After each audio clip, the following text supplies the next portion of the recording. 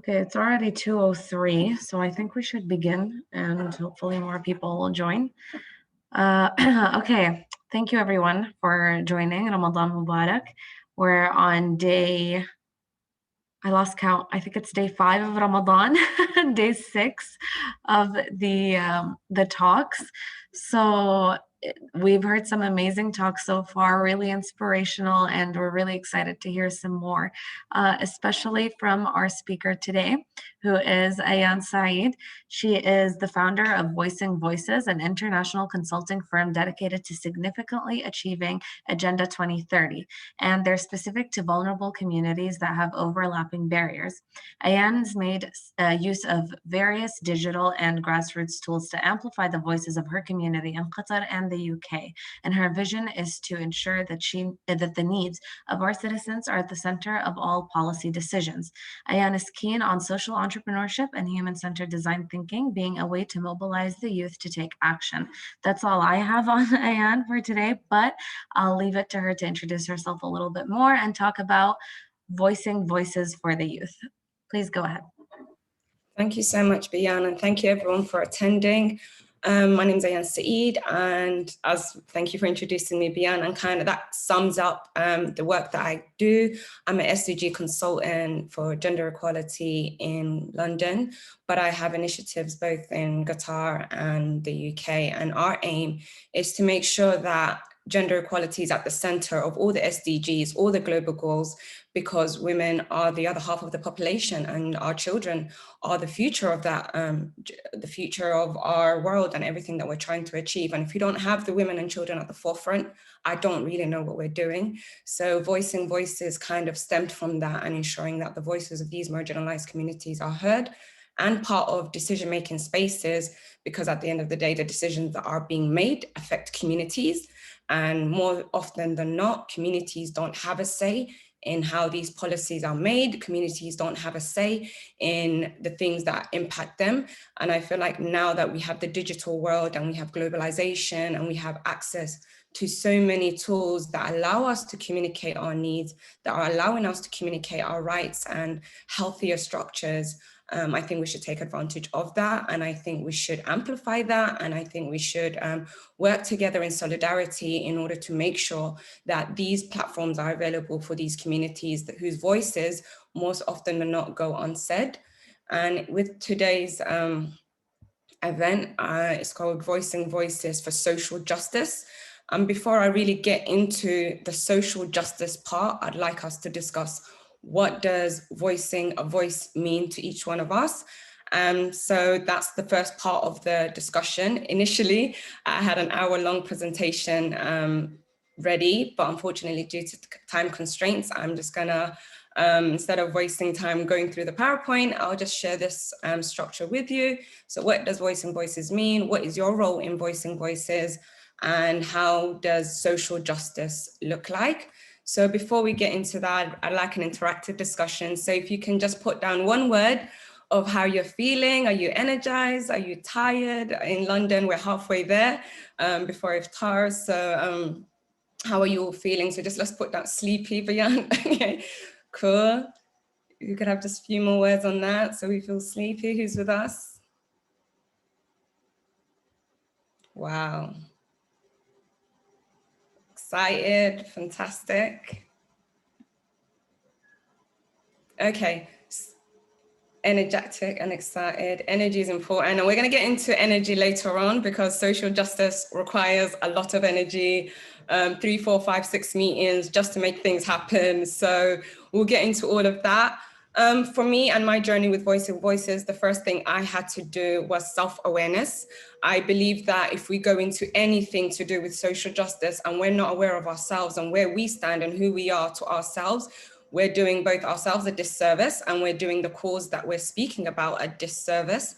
So step one in Voicing Voices is at the individual level. So what is your voice in the situation and how do you feel? How is your upbringing? And to put it into context, to make it make more sense, for me, I'm British, I'm Somali, I'm Muslim, I'm Black, I'm a woman, I'm from a migrant family. So there were multiple identities imposed on me growing up, and both from my environment, both from schools, both from people that I worked with. And it's very easy, especially if you've got multiple identities like that, to kind of find your place or even know yourself, because you've been told so many times who you are and what you are, that you lose that connection with yourself. And I feel like once you lose that connection with yourself and you don't know who you are, it makes you more susceptible to a lot of issues that could be avoided if you just take the time out to work on yourself. And the way you start with that is I look at your upbringing. How did you grow up? Has there been anything that you faced while growing up? So far, it could be bullying, it could be domestic issues at home, it could be lack of support at school, little things that we overlook in our body psychologically and biologically. It sits within us. Everything that we do not deal with sits within us physically. And that's why we have such a huge issue with mental health right now, and we've got such a huge issue with relationships. And we've got, for example, in England, 70 or 60% of the population in recent studies have shown that they don't want to get married. They don't want to have that commitment into a relationship. And we feel that from our research, that's because we've kind of we're fighting with ourselves as individuals because we don't know who we are. So it's very difficult for us to be interdependent. It's very difficult for us to connect with people or build things with people because we're not self-aware. So who are you will be the first step in identifying your voice. And then in addition to that, so you know who you are and what skills do you possess? And there are a lot of skills that are needed in the social justice space. And the first one being resilient. Do not expect anyone to understand your vision in that sense, because I feel like, especially if you're coming from a place, depending on your cause that you want to get justice for, depending on your cause, you come from a place where you live that experience. So it could be that you're at school and you want to raise awareness on bullying, and you want to raise awareness on bullying because you've experienced bullying and you know how it made you feel and you have empathy towards it. But the first mistake that we tend to make is assuming everyone is passionate about the things that you are passionate about in the same way. So you would get a lot of pushback. It could be that you'd go to your principal and you'd be like, hey, I want to do this campaign on anti-bullying, and you're excited because it's a great idea. But if your principal isn't there on that same level of passion, then you would receive rejection, for example. And that rejection would make you doubt yourself. So again, that's why self-awareness is important, because if you're aware of yourself, if you're aware of what you're doing, your why is a very important part. If you know the why of what you're doing, it's easier for you to deal with rejections. It's easier for you to deal with the long nights. And as I was saying earlier at the start, you're going to have to do multiple things to make your dreams come true. I think one thing that we do is we undermine how much work goes into creating the kind of changes that we are all seeking to create. A lot of work goes into that. So it's very important that you have your foundation solid so that you have the resilience and you have the capacity to handle the pressures of what comes with social justice. And another aspect is self-love. Self-love. I cannot put into words how important that is, because again, it can come from the part where your people are throwing identities and labels at you. It could be the part where you're getting rejected. It could be the part where you feel like you're not good enough. And that's a huge part. You will doubt yourself. You would believe that you don't have the skills or the capacity, because again, it could be that people don't believe in that dream. It could be that, you don't know the how to do things as well, especially in new spaces, especially in situations where you haven't been exposed to before. So that could impact your self-worth. So if you have self-love and taking that time out to give yourself that self-love as well. And considering it's Ramadan, I'd really want to, in my own personal journey towards self-love, I found self-love through Islam and the love that God has given to us beforehand. Walk to me and I will run to you. There's that unconditional love there that not only protects you from these negative aspects of things, but it also gives you a home, a place of peace to come back to. You pray 5 times a day. 5 times a day, you are going to the Creator that loves you unconditionally and telling you, come to me, forget what the world says, forget what the world has done to you, come to me 5 times a day and I will heal you, and I will give you peace, and I will give you the grounding that you need to be a successful person. And the second thing that helped me with self-love in the lens of Islam is treating this world like you are a traveler. And I think it's so easy for us to get caught up. It's so easy for us to think this is it, you know, and this is as we go through our trials and tribulation. But if once you let go and you realize, wait, actually, I'm here as a test, and this is a test for me, and these are like my instructions. The Quran has given us guidelines onto how to manage our lives and how to guide ourselves in order to be successful. And in that area of self-love and self-discovery, if you might not be a Muslim in this conversation, and you might be from a different scripture or a different religion, but I would really, really recommend meditation. For Islam is prayer, and dhikr for other people is different. You know, there's different forms of meditation, different kinds of ways of connecting with inner peace. So spirituality is really, really important, and especially in nowadays when everything's about capitalism and everything's about money and everything's about profit, and you know, it really takes you away from your humanity. And having that spirituality and that connection with something that is greater than you will really help ground you and just give you that peace of mind that you need to be creative and to get your ideas to come to life. And then comes into health. What is your body telling you?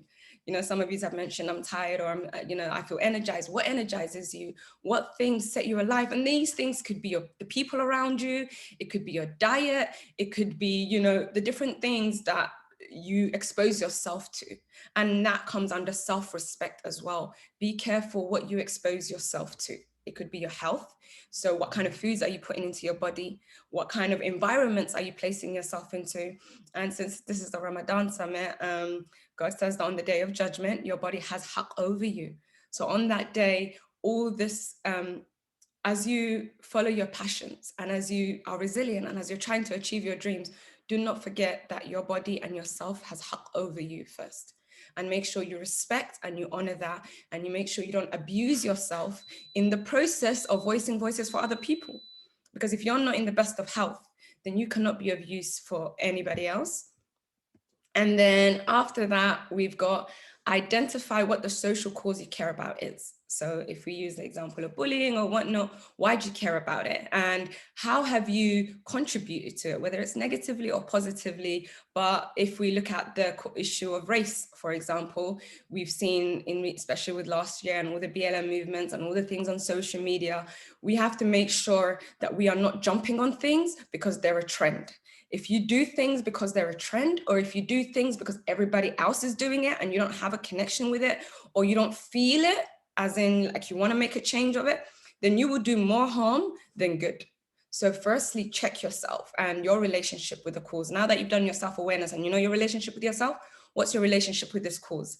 Have you read enough about it? Unless you've read 3 to 5 books on racism or sexism or misogyny or patriarchy, then you really can't have an opinion on it aside from hearsay. And I think if you want to, and it's for me and the way I function and the way I work, is everything has to be from a place of purity. You have to purely believe in something for the sake of that thing and understanding it, and not for the sake of, again, capitalism, profit, and all the other things that come along with trends and social media. Read about the cause. Dedicate, before you even talk about the cause, get 3 to 5 books, read it, get different perspectives, not just your country or your community, but how is this globally? Because as we can see, we're becoming very globalized and things are becoming so interconnected, and we're being exposed to people from different races. We're seeing more women coming into the workforces. We're seeing more women being powerful. Women are stepping up and they're really doing great things. And I've seen pushback even from my own colleagues or my own brothers that I've seen alongside me for the fight for gender equality. They still have unconscious biases that they need to unpack because they don't understand the why, or they don't understand the human side of these social issues that we are fighting for. So you've identified the cause, you know about the cause, you've educated yourself on it, you know yourself. Third step is addressing it. Okay, and before you address it, it's important that you have a mentor that's expert in that field. And mentors, for me, I am where I am today because of the phenomenal women that have mentored me and guided me towards voicing voices and the work that I'm doing. And I've usually was an independent person, where it's like, no, I've got it by myself, I can do it, I've been very independent. But once I founded Voicing Voices, I realized your network is your net worth. Your network are the ones that are gonna give you the tools and things that you kind of overlook or you don't see. So having a mentor that is an expert in your field, having a mentor that understands who you are and your passion and your relationship with the cause, your relationship with yourself, is really a powerful tool to have as you fight for social justice.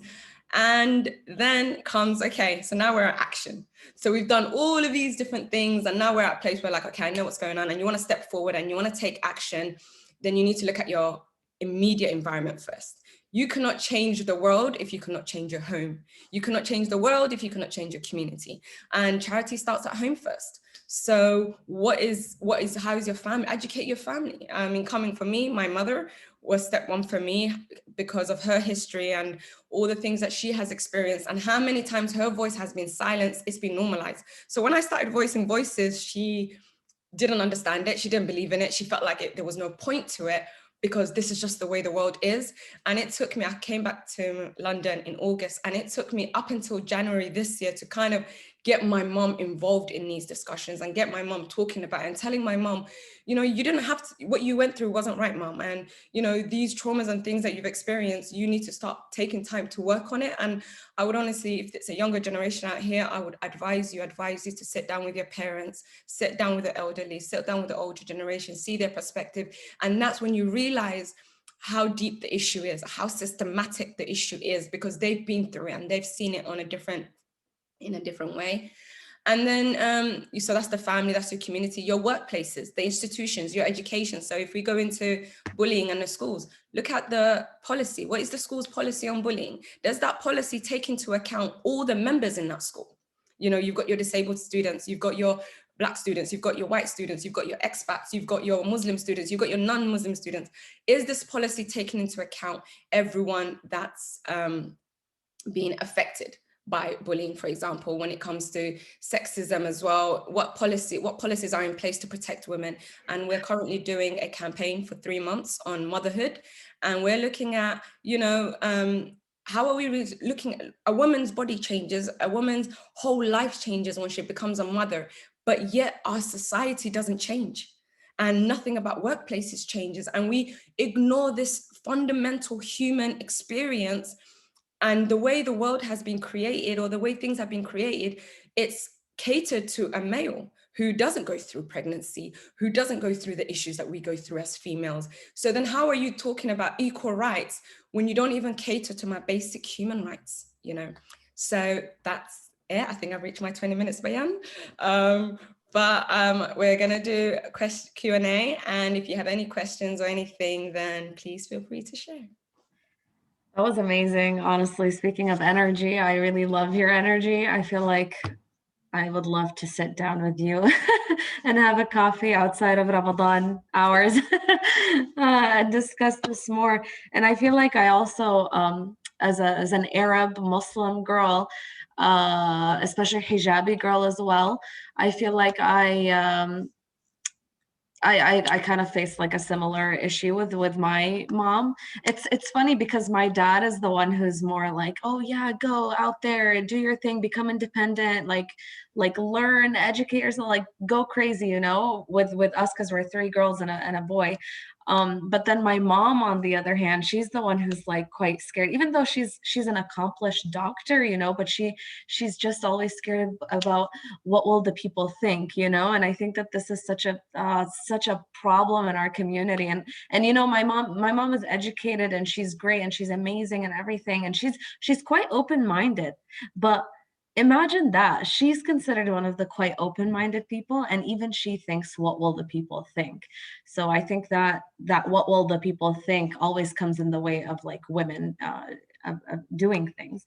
And I think even with ourselves, like as humans, we are our worst critics, you know. So when you were talking about self-love, I really felt that, because I was like, you know, like even I personally, I have issues with like insulting myself unintentionally, you know, like when we go like, Oh, oh, why am I so stupid? Like, you know, like it's language is so powerful. I feel like and again, we undermine it, but psychologically, we're programming ourselves to hate ourselves.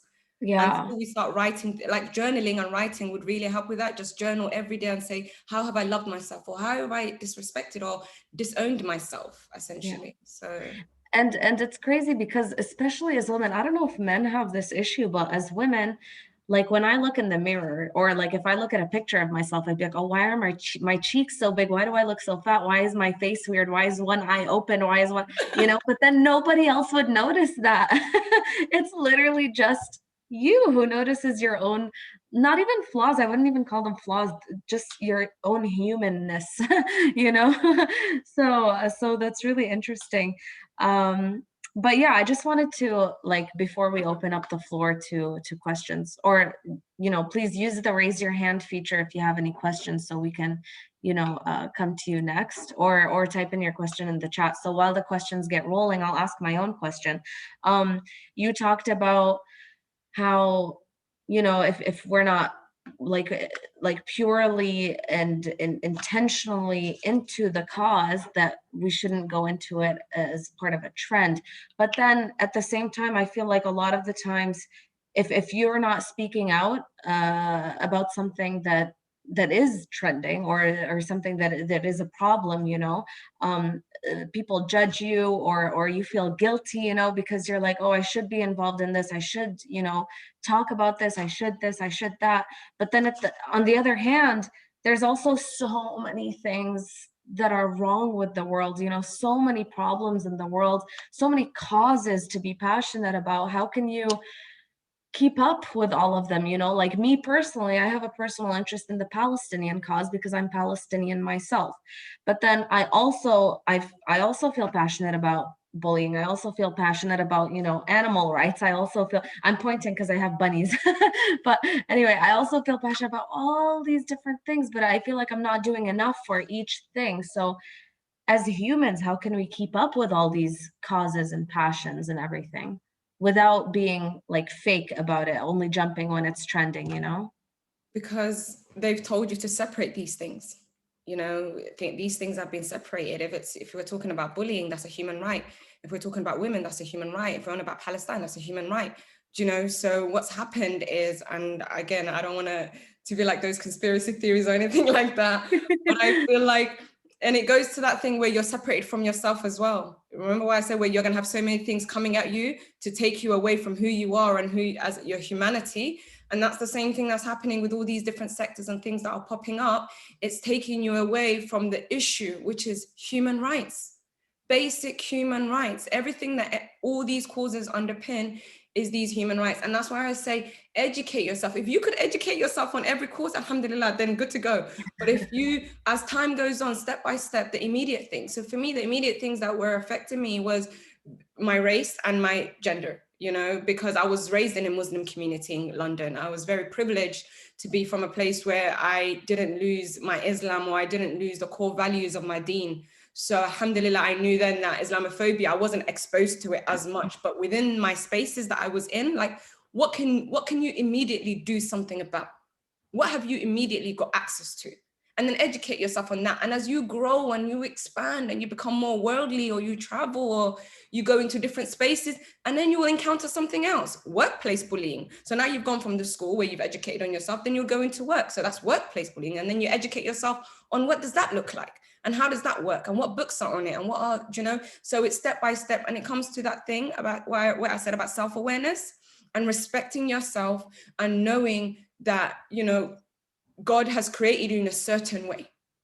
He has said, he's explicitly stated, this is how you were created. This is your capacity. This is the guidelines, you know, and it's about honoring that. It's about honoring. You can't advocate for human rights if you're not honoring your humanness. And that's not overwhelming yourself. And that's understanding that as much as you want to change the whole world, step by step with what you can change that's immediately in front of you. Mm-hmm, mm-hmm. Yeah, wonderfully said. Okay, so now I'll stop being selfish. I'll open up the floor to other people. But before we take Takang's question, I love your energy, Takang. Every single time he's always raised his hand and he's always asking questions. I'll just read the couple of nice comments that people said in the chat. AA said, well said, very good to connect it with religion. I agree with that. I do love the way that you linked it to the religion of Islam. It was very relatable to me personally. And I think you found a way to make it relate to other people with the meditation as well. And then Jamila said, I'm quite happy to see Ayan's achievements so far. She has done a lot since DPCH started. Congrats. So Thank you so much. yeah, amazing. Like our DPCH family, super love this, amazing 8 months. Okay, Takang, please go ahead. I don't know if you can unmute, but I'm going to ask you to unmute and please go ahead. Oh, happy Sunday to everyone and happy Ramadan first week of fasting. I'm sure everyone is doing great. Thanks for the opportunity once more. Ayan, I think it's the second time we've probably been on a program like this, and particularly within DPCH. And I said that if we want to get inspired within this period of COVID-19, even before we get to post-COVID-19, it's only in DPCH and under the auspices of Dr. Evan Talk. I would definitely say, if I have the possibility to cry it out loud, he is the ambassador for the youth globally. I don't want to dispute with anyone, but that's my thought about him. Probably may engage in kind of a discussion and very short questions. You talk about human rights so much in your explanation and things like that. I want to find out from you, because I'm particularly concerned about this issue about the Uyghur Muslims in China. Have your organization been singing about the plight of these people, probably seeking political or social justice for them, or what? And probably the second point is, do you see a kind of a connection or nexus between political justice and social justice, or probably they're on separate sides, And probably the third point could be based on institutions. Institutions, do they mar or make a good environment for social justice? And this one definitely is not a question, but it's a kind of a follow-up of what you spoke about religion and spirituality, for some self-awakeness and things like that. I happen to have spent some time in the monastery, and it's an amazing life being in the midst of monks praying not 5 times but more than 5 times before getting out of bed. The guy's already there in the chapel praying. You feel like you're left behind. So that was an amazing one when it comes to spirituality and religion. So those are my worries. So which could you, is it okay if you could so you've said, do you want me to answer that, like what you mentioned about institutions and how they contribute to that or not? Or yeah, probably, the and how spirituality, okay, and also how like spirituality and all that address this. Is that what you're asking me? Yeah, definitely. Okay. One more thing before I forget. A lot of families want to maintain probably family hegemon within a particular community in which they find themselves. And if they find a daughter of theirs or a brother of theirs or a son of theirs advocating for social justice or a particular cause, which is definitely probably in quote against government's wishes, then I call the father or the mom behind and say, hey, your son is fighting for this, warn him, or else you guys are going to, your privileges within the system or the state is going to be taken away from you. And such families will definitely try to call their son. If you're caught up with this kind of situation, who do you go for? Do you go for the community working for the people, or you think about the family, or what? Okay, wow, that's a whole load of things. I'll try to bring it all together and kind of connect it. And I'll start with the spirituality aspect of thing and the role of spirituality in this. And I feel like it's fundamental. Spirituality is fundamental because it's how we're connecting. And some people are religious, so spirituality would be Islam or Christianity or what they believe in. But sometimes spirituality is about looking up more beyond yourself. It's about connecting with people, not because of how they look, how they are, what they can give you, what you can give them, but just connecting with them because they're human beings. I have a saying that I believe I am a spiritual being having a human experience. So in this world, I'm having this human experience, and on the day of judgment, I don't know what I'd become there, depending on God, and inshallah. But you'd continue that journey, and you'd be away from these human issues that we are going through.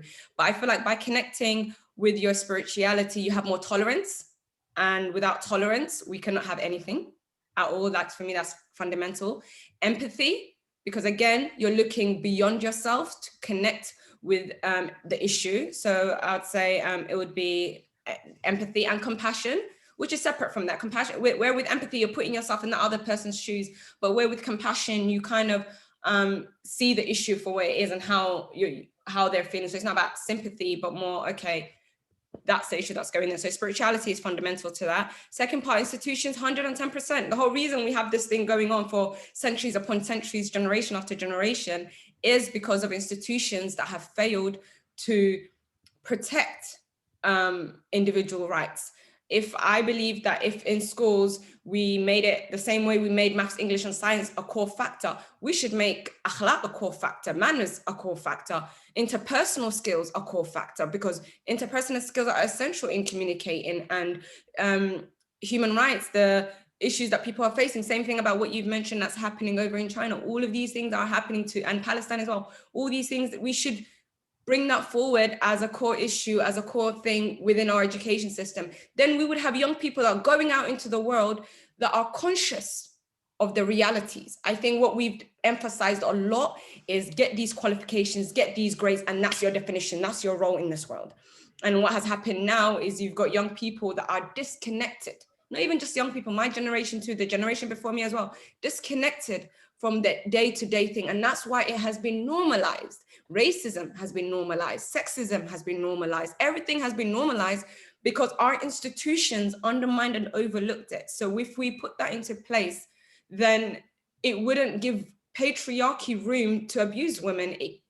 It wouldn't give racists a platform to, not give people opportunities, or not to, dismiss people because of their skin color, and I think there is hope. I've seen a lot of hope in the past 5 to 10 years, especially with globalization, as we all intermingle and get into spaces where we're connecting people from different worlds. And same thing with like what's happened with the DPCH program, where I've had the honor of meeting people from different worlds, different parts of the world. So I think creating spaces like that, and our institutions are rigid, especially I'm coming from a background of a teacher.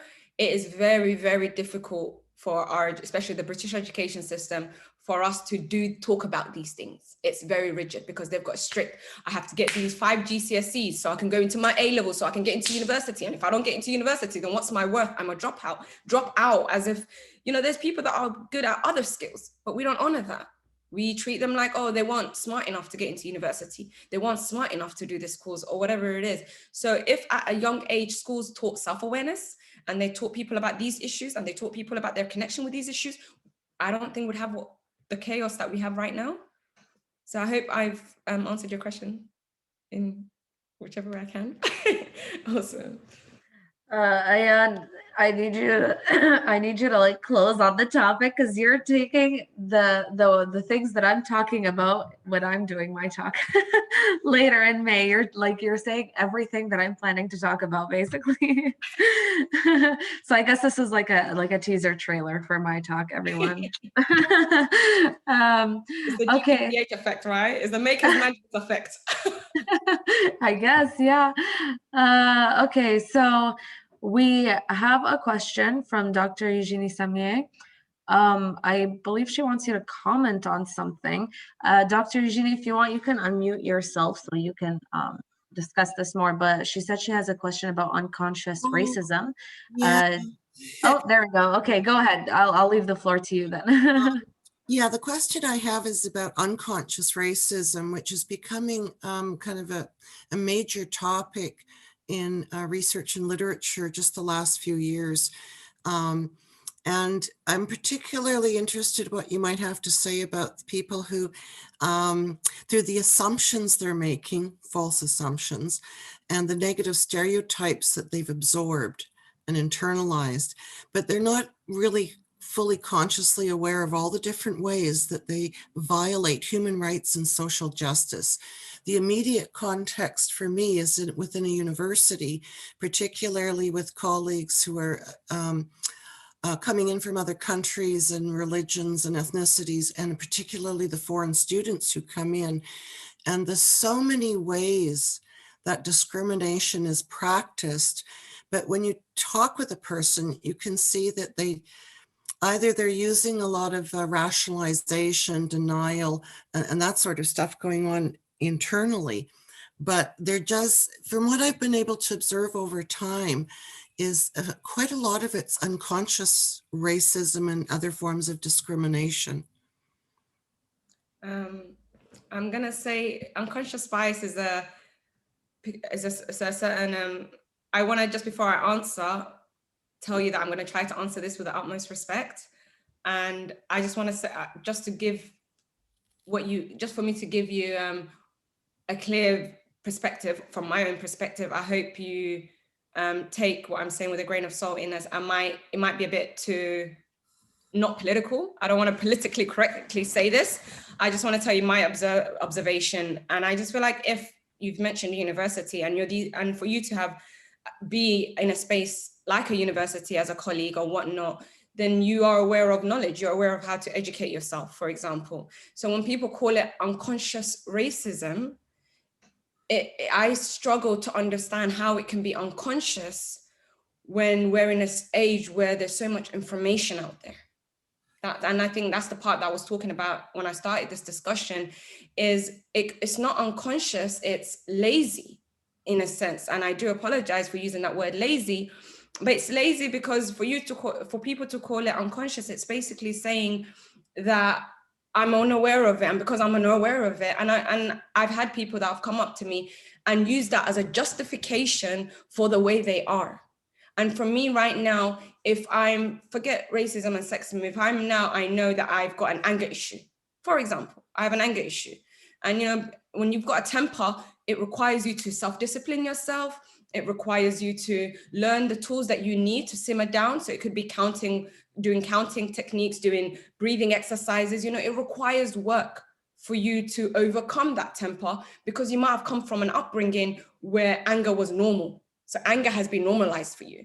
And in certain situations, some people, racism has been normalized because, as you said, people are coming from different countries, different spaces, different environments, right? But once you've seen this highlighted everywhere, racism is everywhere. It's on the news, it's talked about, it's in discussion, it's been highlighted, especially through social media. Yeah, so you're denying that there's an unconscious level to a lot of people. No, I'm not denying that. I feel like for you to remain in there is an issue. Yeah, except that, and this is coming out because I've got 3 doctoral students doing research on what happens to foreign students coming into the UK. Yeah. And we've been collecting a lot of the literature, studies, that sort of thing. And what it is suggesting is that a lot of people prefer to keep it. I mean, unconscious doesn't mean you're simply passively unconscious. You have very aggressive forms of suppressing things because it's going to question your self-image, your values, and the practices that you've been working with for sometimes 20 years.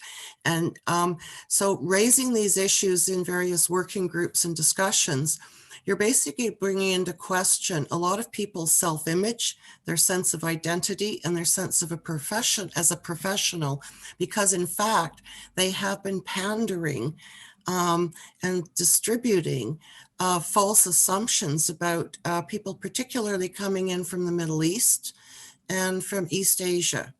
And those are the students who are doing the research right now because there's so much concern. And I watch what happens to them in the organizational environment on a daily basis, sitting in seminars, that sort of thing. And a lot of my research in my field comes out of organizational behavior that looks deeply into unconscious dynamics. So I tend to be sort of biased in that direction, which is looking to see how much unconscious motivation is actually going on. And the kind of resistances, that's the thing that usually is the red flag, are the kinds of resistances that are displayed verbally and non-verbally when these issues come up. So you get massive amounts of rationalization, denial, projection onto others, all those things that happen because they do not want to see themselves as having committed those acts. So does that make it unconscious? You basically, that's exactly everything that I just said to you was exactly that point. Do you think because they're in denial, like my word, what I was saying to you? They're not innocent. They're not innocent. They're still violating human rights and social justice principles. But it's a more complex thing than, because we have posters and, stuff, advertising goes out all the time about diversity and inclusion and all of that. But you don't see it actually being absorbed into the curriculum and the pedagogy and the way people sit and talk to someone in a tutorial. So, so there's something much deeper there that is simply not being addressed sufficiently. That's sort of the perspective I'm presenting. And the reason for that, I feel, is that we're not, so for example, the institutions you're discussing and these places that are self-image or whatnot, it's the lived experience, it's the lack of the voice. That's where Voice and Voices comes into the situation, that we feel like if we bring the voices of these people that have experienced racism, that, one thing that connects us as human beings is storytelling and sharing experiences and empathy and arouse that we can evoke humanity with people, regardless whether it's unconscious, whatever the issue is. I feel like our humanity can connect us. But what these institutions and places aren't doing, and why this is so much more deeper and it's being a struggle to deal with it or create sustainable change, is we're not putting in the lived experiences and stories of the people who these things affect. So it's for you to say, here's diversity and inclusion, boom, boom, boom, here's a course on it.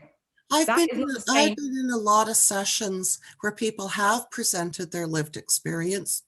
And the way it's rationalized is that, well, they haven't adjusted culturally, or they're misinterpreting what's happening to them. And there are 100 of these that come spewing, because I've sat through too many, it comes spewing out every possible way to rationalize it away, especially when a lived experience is presented, because then I think the pressure then on the person who's been doing it becomes even more intense. It becomes personalized then. I just see this as a very large and deeper problem, particularly deeper than a lot of universities are trying to tackle in all of their policy changes and the procedures and revisions of this and that, because so much of that's happening on a surface level. Yeah, and as far as ever since I started the work that I'm doing, kind of shifting this, and I started learning about systematic oppression and how systematic all these issues are, I don't really I feel like anything that is surface level, that is not actually looking at the ingrained aspect. Language itself, like the language we're using perpetrates this. Oh, yes. Yeah, so I'm just thinking of a lot of instances because in some places, it doesn't matter what other country you're from, you're a foreigner. And there's an assumption that because we're here in this country, we necessarily must be better or superior to what kind of knowledge could possibly exist anywhere else. So it's a brush that sweeps quite broadly across professors, supervisors, lecturers, the students, staff members. I agree with you, but it's a long road, but we'll get there. Well, yeah, okay. Just kind of wanted to bring that in because a lot of discussion tends to be on the surface observable level, the rational level, but the causes and what's generating or motivating it, I think can go very, very deep. And I agree. For a lot of causes, that is the issue. And I hope that we can advocate for that and I hope you continue to go into every room and bring this point out just to make people aware. Oh, well, I'm not invited as many times into some rooms now. You know, there's that politics, because you've also got the politics that comes out. Or when I finally stand up after like the third meeting with this continuous meeting, and I say, I'm sorry, X, Y, and Z are what you're doing in labeling, you know, a group. And I'm not staying for this. I will not participate in it. And then I walk out because everything else had failed. So I don't know that that's an appropriate thing to do. Just like I said to you, using the terms I use at the start of the conversation, like I was dreading addressing this with you, but I'm glad that we got here. Yeah, because I could sort of, because I think the way I had presented it, you weren't quite sure. Yeah. Okay. No, that's good. we crossed the bridge. Okay, great. Thank you. Okay, well, thank you for that back and forth. I guess we'll be wrapping up now. I'll just say that Sabika said, well pointed out, language matters. And she also commented on my question about caring about all the different causes. And she said that there's a term called Renaissance soul, coined by someone called Margaret something. She can't recall the name. And it's about the fact that we don't necessarily need to choose one path, but can pursue multiple passions in an effective manner, of course. So if you guys want to look into that, it's called Renaissance soul. I'll be looking into that as well. And I think that's it for today. Thank you so much, Ayan. That was an incredible talk. And I'm impressed that you managed to stay within the 20-minute limit, because the other speakers didn't. So it's always impressive to be given like a limit and then sticking to it and still managing to be extremely effective and inspirational and capture everyone's attention. So thank you so much for that. We have a couple more comments. Very motivated speech, Ayan, really inspiring. Thank you, Ayan, for the insightful points. Make me blush as well. There, Bayan, if I also make just a few remarks, please, before we wind up for today. Thank you, Ayan. This was really fantastic. As usual, your contribution has been remarkable. In addition, I also wanted to remind everyone that Ayan is part of a group of our teams who will be pitching their final work actually on Thursday. So maybe their Bayan can share the invitation on the chat area as a file, or perhaps you are getting it through my successive WhatsApp messages in my broadcasts. I think I started to kind of bother everyone, sending to groups of hundreds all the messages, but I really believe in the youth and what we can do. And today's session has been remarkable, and all our sessions are actually so far, alhamdulillah, really to the ground and very concise and with a lot of great reflections and discussions. And thank you so much to everyone for making it possible and joining. Please also join us on Thursday. Of course, before Thursday, join our other Ramadan talks. But on Thursday, there's something additional, which is pitching of 9 groups of students from the entire Middle East and North Africa region about the projects that they have been doing in the past 7 months. And Ayan is one of them. Actually, she had a bit of more difficulty because she has been working on a solo basis compared to other projects they have been working in a team. But so it might be interesting to see what can come up in reality and some potentials for the post-COVID world, or still the COVID world. And just want to share, and please, Bayan, if you can share, that would be wonderful. And thanks, Ayan, for your contributions to DPCH, to Ramadan Talks, to Ahad, and to humanity. Yay. Okay, I shared the poster in the chat. Someone said I also want to become part of the project. So if you're talking about design post-COVID humanity, I'm sorry, but that's like coming to an end.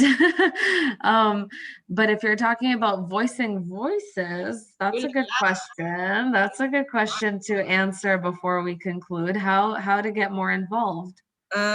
We've got a lot of initiatives, especially if you're in Qatar, happening. So if you follow our Instagram, we'll be sharing more information on that.